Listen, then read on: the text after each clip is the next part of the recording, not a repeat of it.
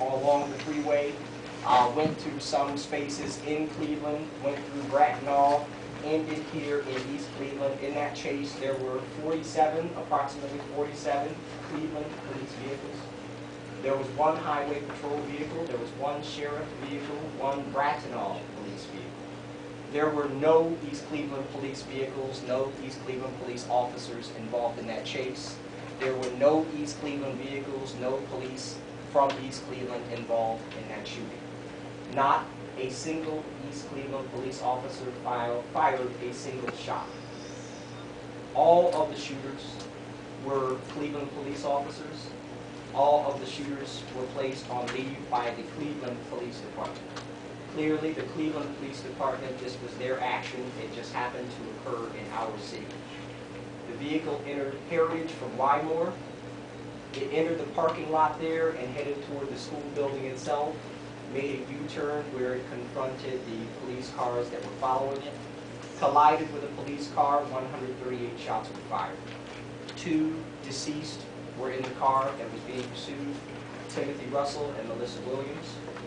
According to autopsy estimates, the male was shot approximately 30 times, the female shot approximately 24 times. Again, all of the shooters, all 13 of them were Cleveland police officers. All are on paid leave by Cleveland police. Counsel, we want you to know that this is a criminal investigation.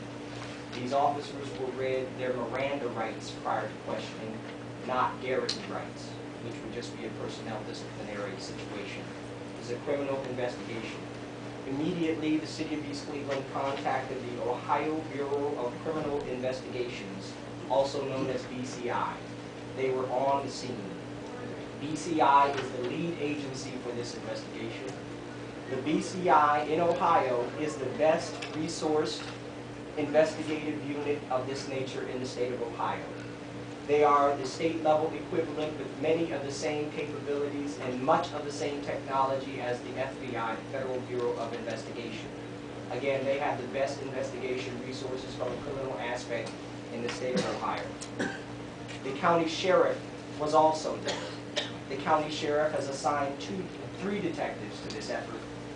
East Cleveland has 2 detectives working full-time, primarily out of the city at this point, on this effort.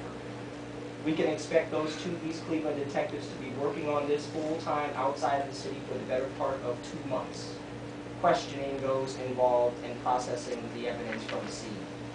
The investigation process is that the BCI, Bureau of Criminal Investigation, recovered all physical evidence that was on the scene.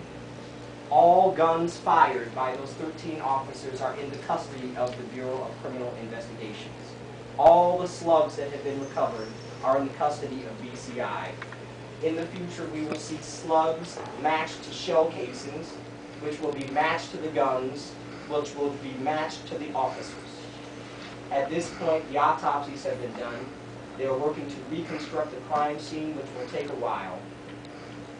The gunshot residue test from the deceased individuals to confirm whether or not they fired a firearm that night has not been completed. Toxicology tests have not been completed. Our expectations in East Cleveland first went to the BCI questioning of officers. The officer interviews began today, December 4th, in Richfield. 2 East Cleveland detectives, again, will spend nearly 2 months full-time with BCI in that questioning and investigation. We will again see a crime scene reconstruction. We will retrace and recreate the chase route, as well as obtain video surveillance from any public or private surveillance camera.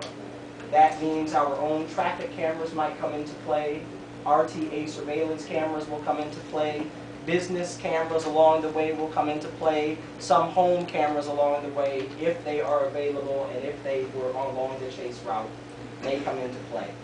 The FBI will be contacted soon. The FBI does not perform initial investigations of this nature. We want to also thank the school district because they immediately opened Heritage Middle School at midnight to allow for the police of all types to establish a command post on site, and then that led to the closure of the school the next day. Council, we wanted to make you aware of these facts. This is as of right now, up to the minute. These things change by the hour. Again, this could have happened in any city. If they had stopped 60 seconds earlier, it might have been in Cleveland. If they had continued for 60 seconds up Lee Road, it might have been in Cleveland Heights. It is a Cleveland issue. It occurred in East Cleveland. We called in the state of Ohio. We called in the best crime investigation unit we have here in the state of Ohio. We have our detectives working on it full time. We have outside agencies on this. Cleveland is fully cooperative. Thank you very much, City Council.